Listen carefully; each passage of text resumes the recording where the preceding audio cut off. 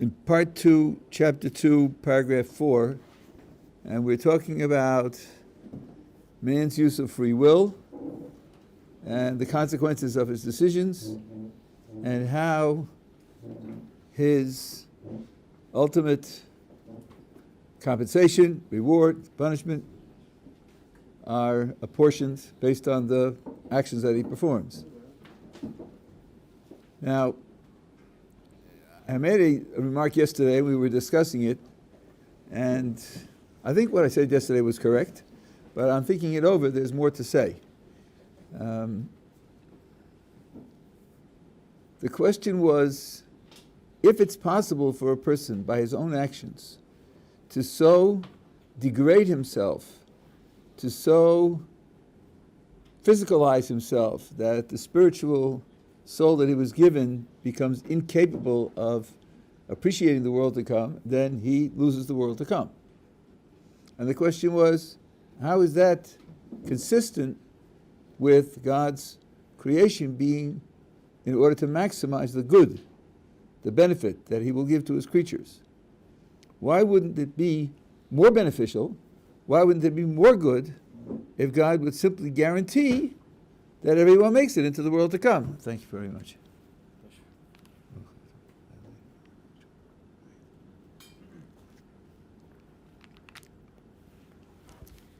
So what I said yesterday is that if you are choosing between these two options, everyone making it or having some make it and some not, there's another consequence that has to be balanced against the loss of the people who don't make it, and that is that if you're going to set up the system where automatically everyone makes it, then that means that no one earns it. If no one earns it, then there's an aspect of the goodness of the world to come which is compromised. The picture of the world to come is that what you get there, you should trace back to your actions and see that your actions made you deserve it, and that's why the judgment that you should get it is the correct judgment. If you choose the option that everyone makes it into the world to come, no matter what they do, then everyone who's there will have a limit on what he can take credit for. He may be able to take credit for the particular position he is in the world to come, as he'll say in a few pages, the quality of what he gets in the world to come, but the fact that he's there rather than not there is something which was automatic and guaranteed, and therefore he can't see that as the fruit of his own action. And I said that was a loss. Now, actually, it is a loss. It was a bigger loss than I said yesterday. Those who were here when we did chapter 2, we talked about the idea which he writes in a different book of Namad Ksufa. Namad Ksufa is an Aramaic which means the bread of shame. When a person is given something that he didn't deserve, that he didn't earn, at the very least, it's less pleasurable than something that he does earn. That's the very least. And sometimes it is something which degrades him to the point where he feels that it's inconsistent with who he is, and it treats him in a way that's inappropriate. So, for example, take a person, two people who are thin and strong.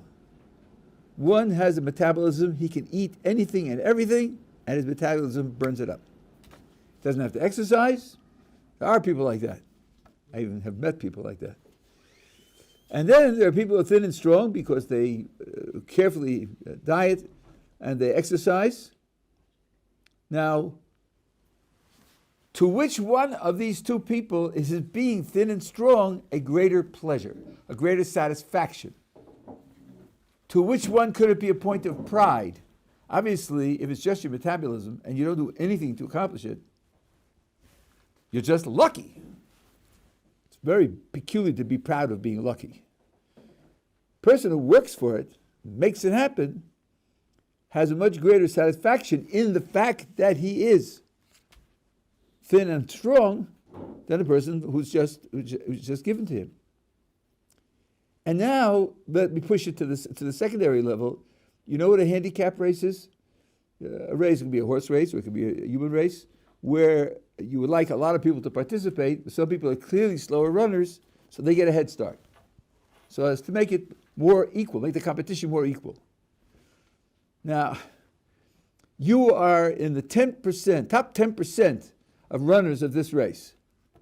And the judges come over and say, we're giving you a 30% head start. I think you'd say, sorry, I think maybe there's a mistake in the list because I don't need it. I'm in the top 10%. I can run from the beginning and I have a good chance of winning. Placing in the winner's circle. Maybe you got my name spelled wrong and you meant somebody else. Putting me there would be an insult. Anybody who would read that I, with my racing record, was put in the 30% head start would feel that an injustice had taken place because I don't deserve it.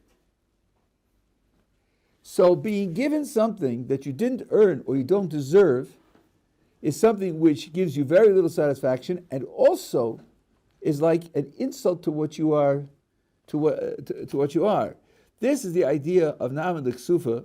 Those words are excerpted from a longer statement in the Talmud Yerushalmi. Manda ochel dalav dilei bohis listakel ba'apei. Someone who eats that which is not his own is embarrassed to look the giver in the face. Because when the giver gives it to him, it's a mark of failure. Consider the following type of example. You need money for something, you don't have it, so you go to get a loan. And you take the loan. A year later, when you have the money, you come to pay it back, and the person says, no, don't worry, you don't have to pay it back. I think you will not accept that. I wasn't asking for charity. I was asking for a loan. And now I have the money, I'm paying it back. To refuse to take it paints me as a person who can't make it on his own. He can't provide for himself. He needs injections of free cash so as to tide him over. That's an insult. So, when we talk about a person who's in the world to come, and this particular aspect of being there rather than not being there, isn't earned, then not only doesn't he get great satisfaction from it, but it also pains him because it's something which he could have earned, he was able to earn, and he wasn't given that opportunity. So it's the bread of shame that he's eating. So now, if I consider the two policies, the policy where, on the one hand, everybody gets in, no matter what they do, then, although everyone's included, and everyone therefore enjoys the world to come, but being there causes pain because it's a handout to a failure of a person. The alternative policy, where you can choose, and if you choose one way you get it, if you choose the other way you don't get it, that means you earned it, so then you can have the satisfaction of earning it, and you avoid the pain of being belittled and degraded by getting something for nothing. And the cost of it is that some people at the bottom of the level don't get in. And we'll see the number of people who don't get in is very, very minuscule. But I'm just pointing out that there's a loss either way. And that if a critic wants to use this as an objection to the idea that God is good and God is maximizing the goodness in the world, I think it'll be hard for him to make that critique because it's very hard to weigh up which way you get more good. The question? Oh, sorry, yeah. So we would say that actually there is bread of shame in Olam Haba. Like there would be a possibility that the soul feels that she's given something which she doesn't deserve. Like also in Olam Haba there would be that possibility. No, that's my point. In other words, my point is that the way of including everybody implies that there will be bread of shame in the world to come, and that's not tolerable. But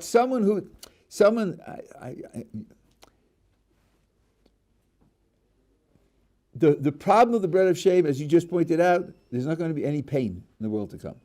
The bread of shame is pain, so we're going to avoid it. But that answer, that proposition you just made is coming from the inside. That's our explanation for why God would choose to do it this way rather than that way. Okay? But I was answering somebody who's asking from the outside. He's raising an objection from the outside. You said that everything God does maximizes the good. I don't see that this maximizes the good. Right? No, there's a difference between maximizing the good on the one hand and wiping out all pain on the other hand. Those two might not coincide. It may be necessary in order to wipe out all pain, to sacrifice some of the good. So the idea would be to maximize good consistent with wiping out all pain. Okay? There's two different questions coming in two different directions, but they're both correct. What you said is correct, and what I said is correct. Yeah. That means can't you rule out certain possibilities by saying the fact that it is all good means any possibility which would entail not all good, a compromise of good for the bad, that can't be. It has to be a system which only has good, which means you have to work out a way for it all to be good without any sacrifice. Yeah, but I'm not sure now that what you said. You said three sentences, and I'm not sure they're all on the same page. There's a difference between being all good, on the one hand, and being the maximum possible good, taking nothing else into account, on the other hand. All good just means there's no evil. You might have thought there was a system where if you allowed some evil, then you could double the good. And then you get, on balance, more good. But that's not going to be. In the world to come, everything has to be good. That's why you're going to maximize the good consistently with it being all good and no evil. Yeah.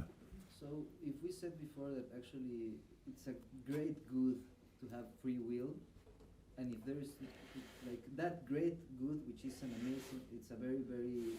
We have to be careful now. I have to be careful with what you said, because it could be one of two things, and one of them is not correct, right? It is... Let me give you a comparison. Is oxygen good? Well, without oxygen, you're dead, right? Oxygen is a great good. Yeah.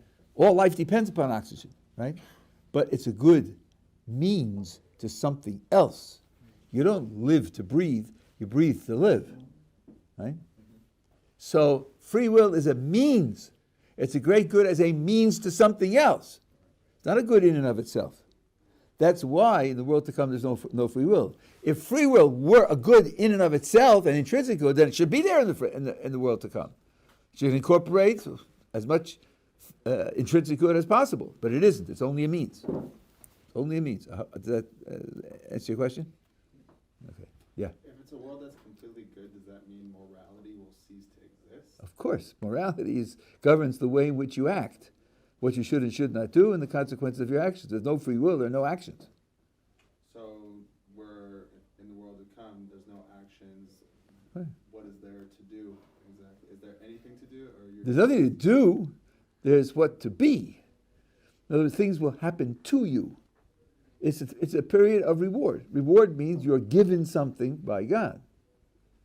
And that something that you're given is something which continuously increases, continuously changes, so that, as Ramchal says in another sefer, something which I find to this day a little bit shocking. He says, in this world, if you have the same thing over and over and over again, it gets boring. How much vanilla ice cream can you eat? If you have, from every other day, you'll have one scoop of chocolate, then you can eat a lot more vanilla, because otherwise your taste buds go numb with the same taste.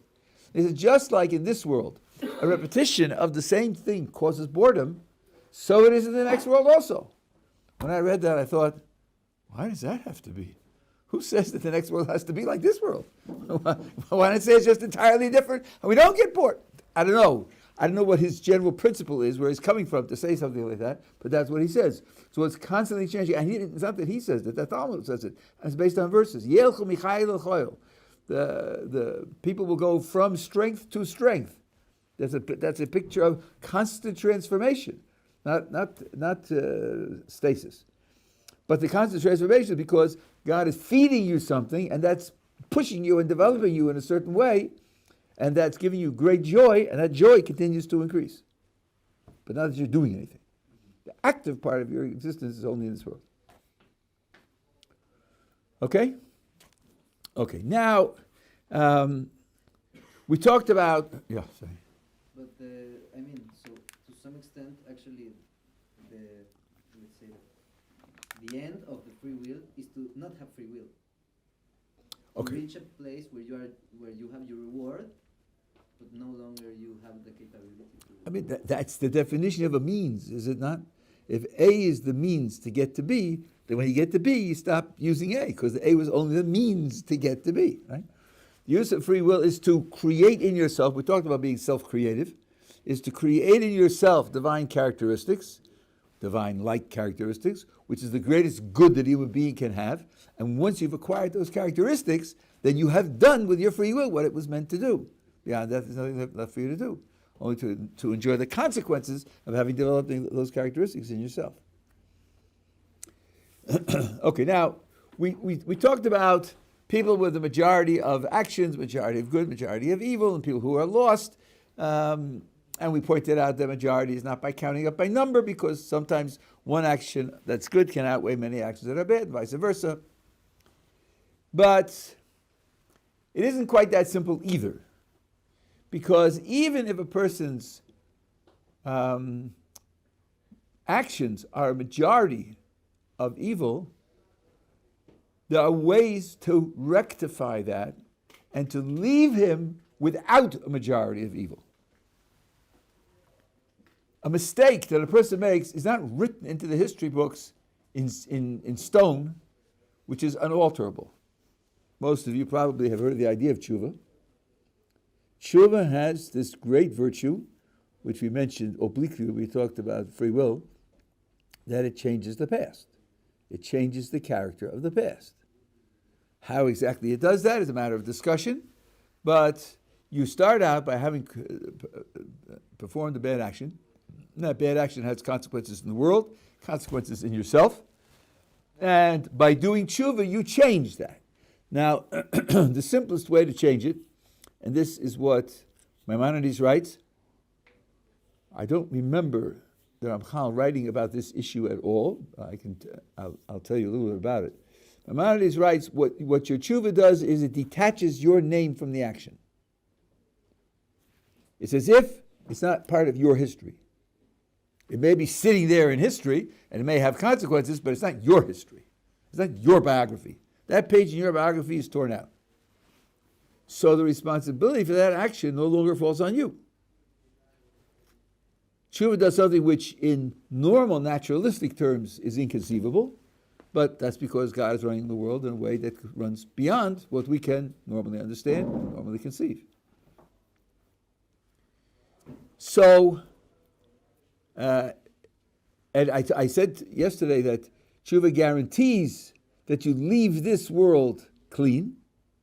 So, even if a person makes mistakes, even if he makes many mistakes, if he does tshuva, all those mistakes will be wiped out. And if those mistakes are wiped out, he leaves the world 100% clean. And that means he's ready for the world to come, straight out. Now, I said this over and over again, so let me expand on it now. I said tshuva only guarantees that you leave the world clean. I didn't say that it cleanses you immediately.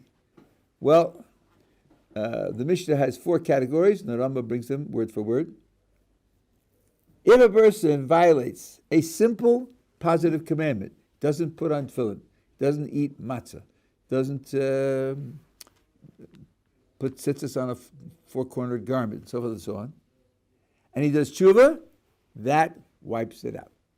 Their tshuva is completely self-sufficient. If he violates a simple negative commandment, like eating a cheeseburger, or stealing something, well, that's interpersonal, and you have to give the thing back as well. Planting a mixture of seeds, that's not forbidden. If it's a simple negative commandment, tshuva plus Yom Kippur wipes it out. If the commandment that he's violating carries a very significant penalty, then it requires tshuva, Yom Kippur, and suffering to wipe it out. If it's a very significant crime with a very significant punishment and it involves desecrating God's name, then it requires tshuva, Yom Kippur, suffering, and death. But death ends it. And if you will ask, as probably is occurring to several of you, but what happens if he does the transgression in January and he dies in June? Yom Kippur is in October. So, if the second, third, and fourth categories require Yom Kippur, then he's stuck. But not so. Death includes everything, and if death cuts his life short before Yom Kippur, the loss of Yom Kippur doesn't matter. Death in this case is understood as early death. Everybody's going to die. Everybody's going to die because of the failure of the first people in the Garden of Eden, and that's the greatest tzaddikim. They're all going to die. Even if they're held like Eliyahu's in heaven, so he'll die also. Everyone has to die. But if you have to die early. So now, that's why tshuva guarantees that you go out clean. Now the Ramchal says something, not in this book, in the Mesilas Yesharim he says this, which I think and he says that it lightens the load. Let's take category 3, so it requires tshuva, Yom Kippur, and suffering. But now one of the ingredients of tshuva is regret. Regretting what you did. And regret is a kind of suffering. So if you really take seriously what you did, and take seriously the damage that it caused, and that causes you pain, that could be enough pain. That could be enough pain. It might not require any additional pain if the charata is done in the appropriate fashion. According to Ben Yonah, charata, regret, is a lifelong process because when you perform the transgression, your understanding of the world, your understanding of the consequences of what you do is at a certain stage of maturity. 10 years later or 20 years later, you may very well have a much greater understanding of the consequences of what you did, and you realize that what you did was much worse than you thought, and then charata is renewed. Charata becomes deeper and more painful because you come to appreciate it better. Two people are in a partnership, and one guy steals money from the other one. Changes the books and steals money. After 8 months, he thinks, I shouldn't have done that. I shouldn't have done that. It's wrong. I regret having done it. I'm going to make amends. He goes to the guy and says, listen, I've been cooking the books, and you haven't had the money, and here's the money. I'm sorry I did it. I'm giving it back to you. Here it is. Okay, that's nice. He recognized what he did wrong, gave the money back. Suppose the guy says to him, you don't know what you did. I have a problem. I have a gambling addiction. And I've been in and out of rehab for it. And the last time I came out of rehab, my wife said to me, this is your last chance. This is your last chance. If you go back to gambling, I'm leaving you. 2 months ago, the money that's coming in is less and less. Wasn't as much as we expected. I had no idea that you were embezzling it. And my wife knew that we were getting less money, and she challenged me, and she said, where is the income? And I said to her, I don't know. That's what the books show is the income. And she didn't believe me, and she left me. So I suffered a divorce because you embezzled the money. Okay. 2 years later, the guy comes back and says, because we got divorced, the children suffered. Because the children suffered, they're having trouble in school, they're having trouble with their behavior. What are the children experimenting with drugs?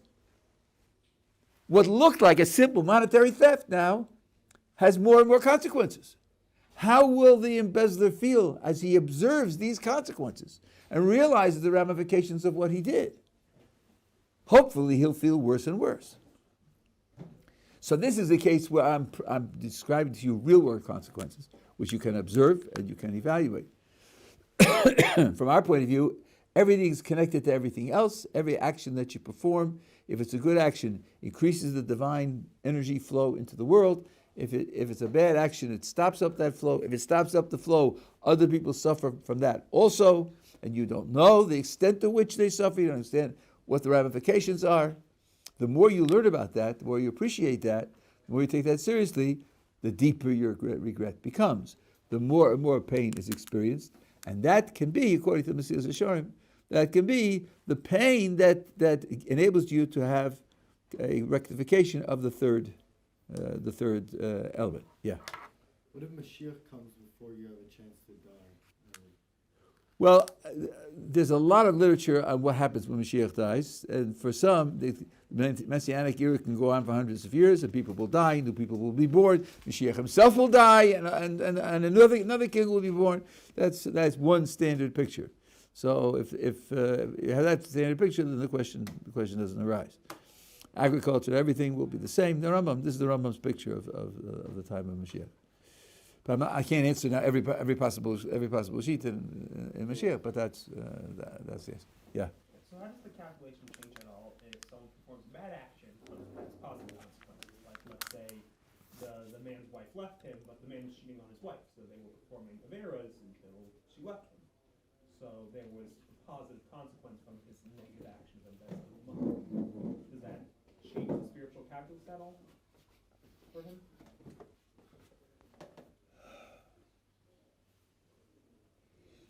You mean that part of the consequence of his doing the wrong thing was a good consequence? Yes. Well, it doesn't change the spiritual consequence for him. It's an interesting, what you're asking is an interesting question. It doesn't change for him because he shouldn't have done it. Even if he had known that positive consequence would have ensued, he shouldn't have done it. Because that's not the way that you achieve positive consequences. This is a little bit like the famous debate in ethics between consequentialists and deontologists, right? There's something that you just cannot do, even if the consequences will be spectacular. You can't kill one person to take his organs to save the lives of 5 deathly ill people. You can't do that. It's wonderful to save 5, and losing 1 and saving 5 is a net gain of 4. That's right, but you can't do it. So here, what he would have to say is that those good consequences is something which God didn't want to happen through this action, because he didn't want this action to take place. And God is not out of means. If he wanted those consequences to take place, they would arrange them to take place in another way. Here's just a piece of logic to keep in mind. We often make the following slip in logic. We say, well, if A caused B, then without A, B wouldn't have happened. But that's wrong, because B could have happened through another cause, right? This is the firing squad example. There are 10 guys who shoot at the one guy. Now, the bullets don't arrive simultaneously. The first bullet that hits him kills him. And if that bullet hadn't hit him, the second bullet would have killed him. Either way, he'd have been dead.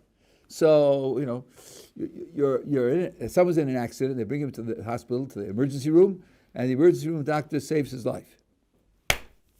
So the fellow is very grateful, and he comes to him when he recovers and says, I'm so grateful that you saved my life. If it weren't for you, I'd be dead. And he says, no, that's not true. If I weren't there, somebody else would have been on duty, and he would have saved you. You'd be alive either way. So your appreciation of what he does is not because without him you'd be dead. Your appreciation of what he does is because he's actually the one who saved you, and you should appreciate that. It's not because he made the difference between life and death. This is a very, very common and easy mistake to make. I heard someone speak at a public event. This was like 30 years ago in Chicago. And he made the following remark. We have to be very grateful for the massive immigration of European Jews to the United States, starting in the 1870s, 1880s. Millions of Jews who came, because since the Holocaust took place, if they had been in Europe, then they all would have been killed.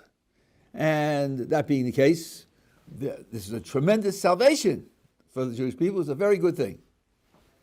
Well, I spoke to him afterwards, and I tried to explain that if God wanted these people to be saved, It didn't have to be by their migrating to the United States and giving up Jewish tradition and eating bacon cheeseburgers and marrying non-Jews and so forth and so on. It didn't have to happen that way. God's not missing means by which he could have saved them. So you can't speak of it as if this made the salvation, without it they would have died. He couldn't hear what I was talking about. He could not accept what I was saying. He just like it. I couldn't communicate it to him. To me, it's a simple and obvious point. So that I think you have to be very very careful about that. And we have this, for example, in Kiruv.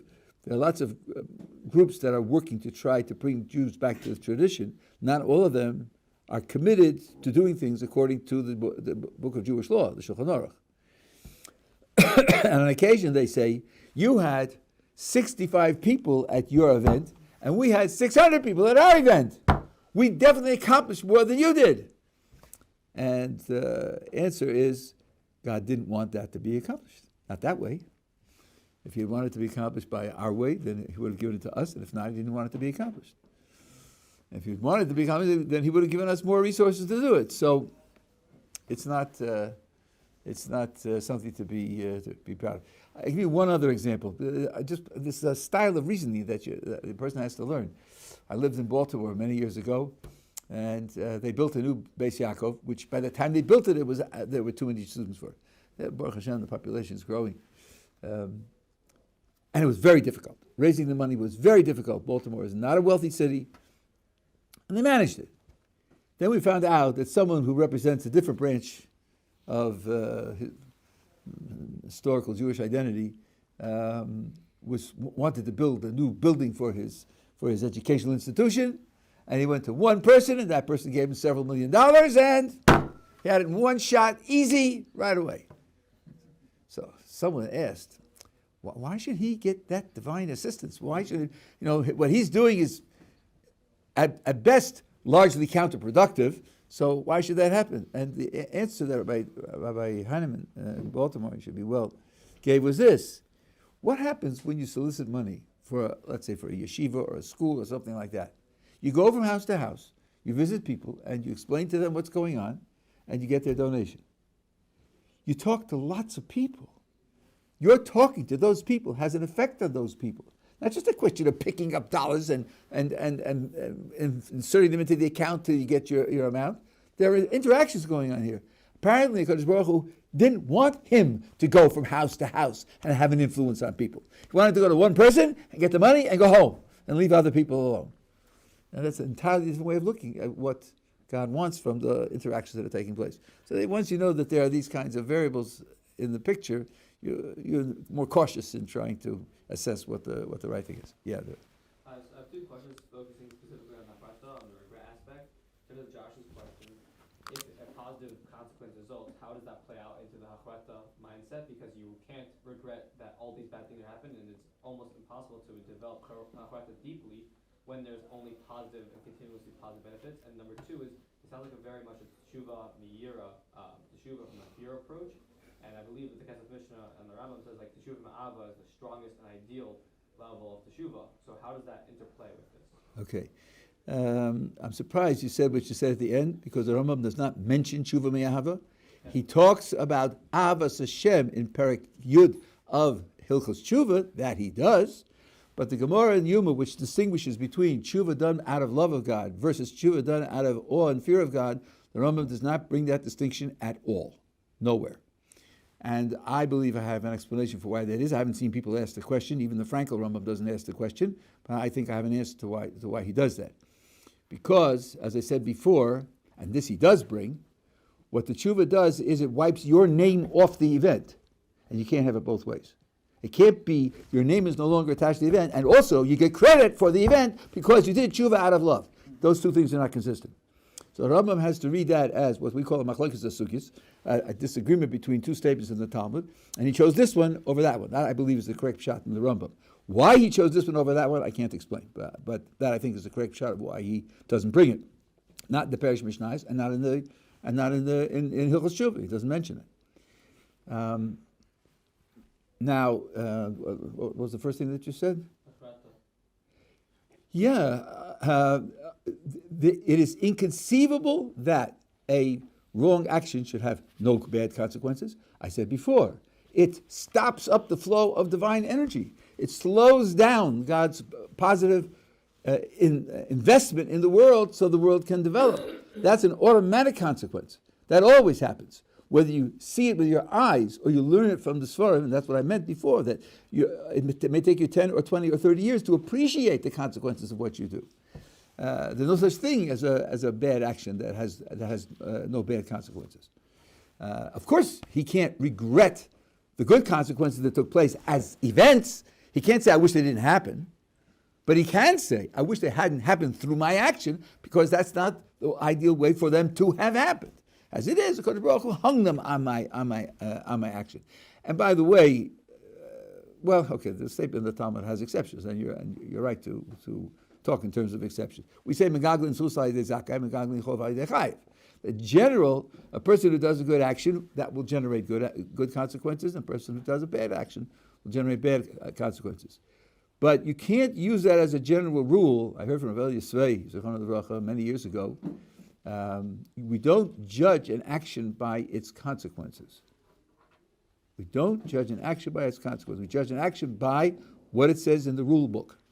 And if it violates the rule in the rule book, even though it may have very good consequences, we don't judge it that way. That's Vatetze Leah.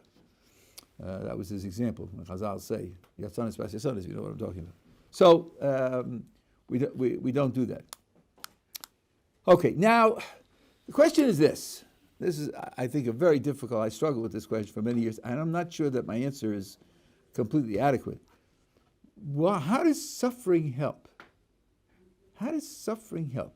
A person performs an action, a wrong action, that decreases some element in his perfection, that creates in him a certain deficiency, a certain failure. It leaves a blemish on him. That blemish has to be removed. It is universal in Jewish literature that suffering does that. It's universal. I know one source which says that it isn't only suffering. Ben Yonah in the Shari Tshuva says doing more mitzvos and learning more Torah could also do it.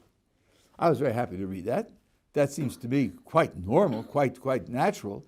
You know, if a person, his failure was he didn't give charity to someone who needed it, why can't his way of fixing it be giving charity to people who need it?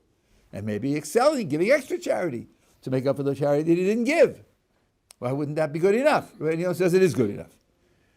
I didn't find anybody else who says it, but they don't say against it, so maybe I could take that as something which is generally accepted. My problem was more fundamental. How does suffering help? What's suffering got to do with it? And he ate a cheeseburger. Okay, so they say, you enjoyed the cheeseburger?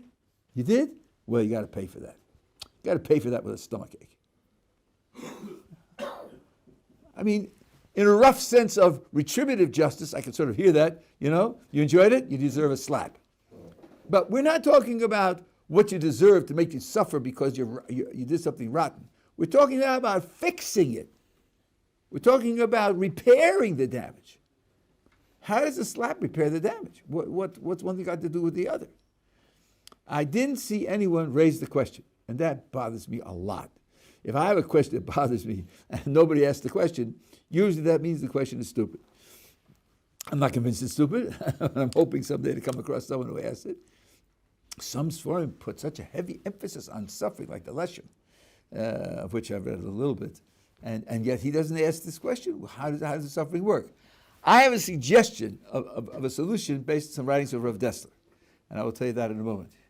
Well, I was just thinking maybe it is that when you're getting something, when you're getting pleasure out of something, an act that is bad, you're essentially what you're doing is something good because you're creating goodness. And if God deems it that the act should not be something good, then there has to be a negative that comes with it to bring it back down to base level.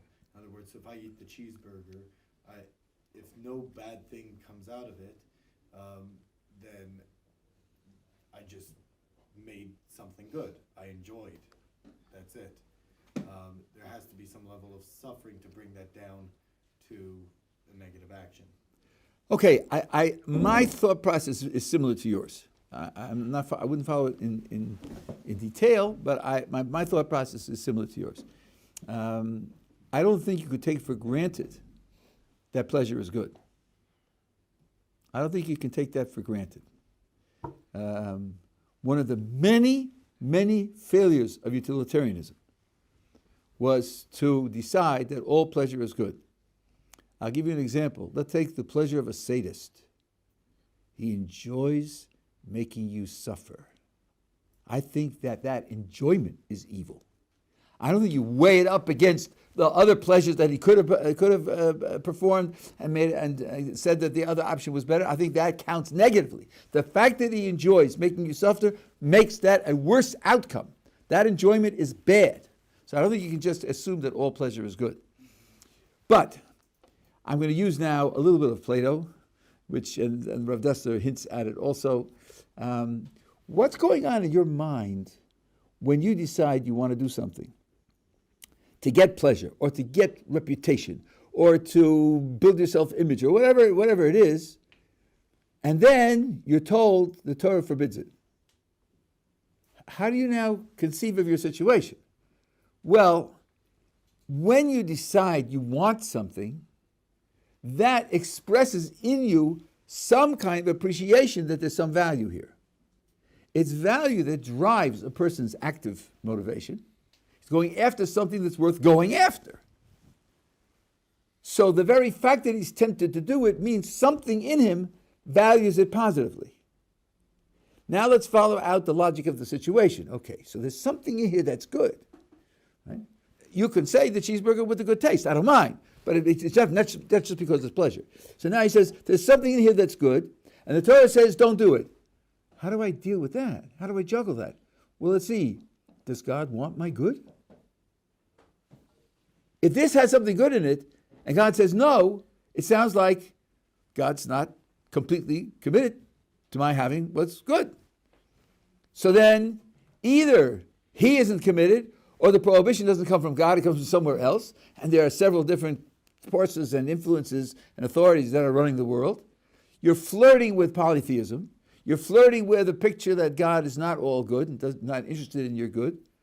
These are pictures. Now, of course, this is part of your psychology. It's not the whole of your psychology. It's what's implied by the fact that you want it. That other things being equal, you would take it.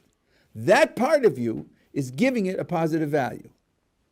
So now, having said that, we want to correct that. That's an expression of the degradation, of the deterioration of your spirituality. That part of you evaluates it as good, even though the Torah says it's not good. That has to be broken. Now I'm going to follow more closely what you said.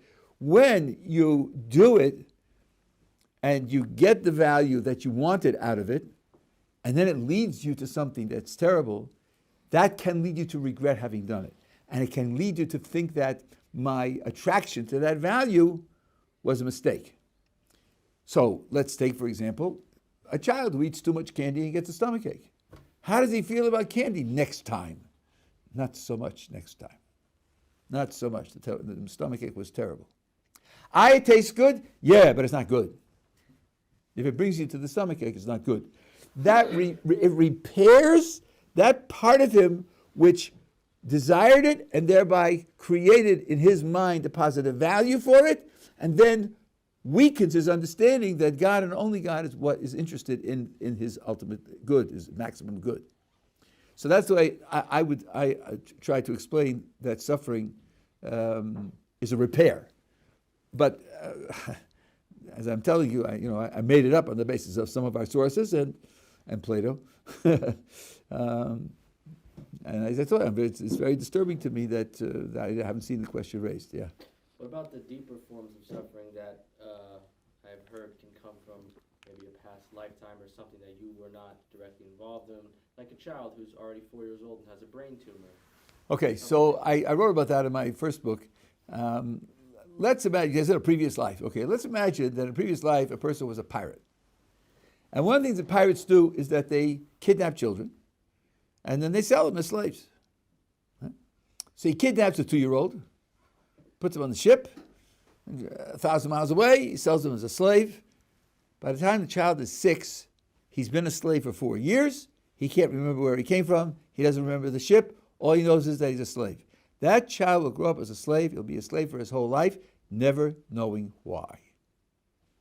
The appropriate tikkun, the appropriate rectification for that is that this person should suffer something and not know why he's suffering it, because that's exactly what he did.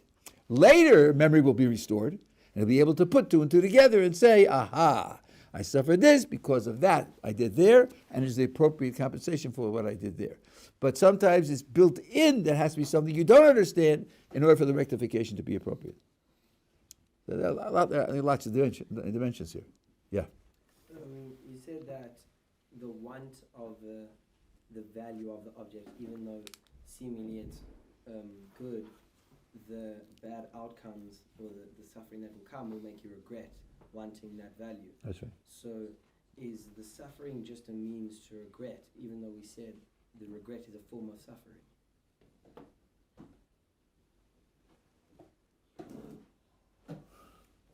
Let's see now. That's a nice calculation.